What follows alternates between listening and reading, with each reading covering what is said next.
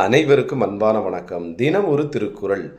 இடமெல்லாம் கொள்ளா தகைத்தே இடமில்லா காலும் இரவொல்லா சால்பு அப்படின்னு யார் சொல்றா? நம்ம வள்ளுவர் சொல்றார். சரிங்களா? வாழ வழியில்லாத போதும் பிச்சை கேட்காத, சரிங்களா?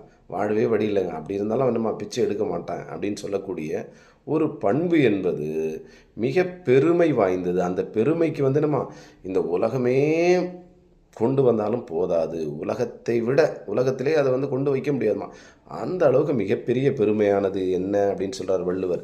பிச்சை எடுக்காத ஒரு பண்பு, பிச்சை கேட்காத ஒரு பண்பு, இரத்தல் இல்லாத ஒரு பண்பு அப்படின்னு என்ன சொல்கிறாருமா வள்ளுவர் சொல்கிறார். சரிங்களா? இடமெல்லாம் கொள்ளா தகைத்தை, இந்த உலகமே பத்தாதுங்க அந்த பெருமைக்கு. எதுக்கு?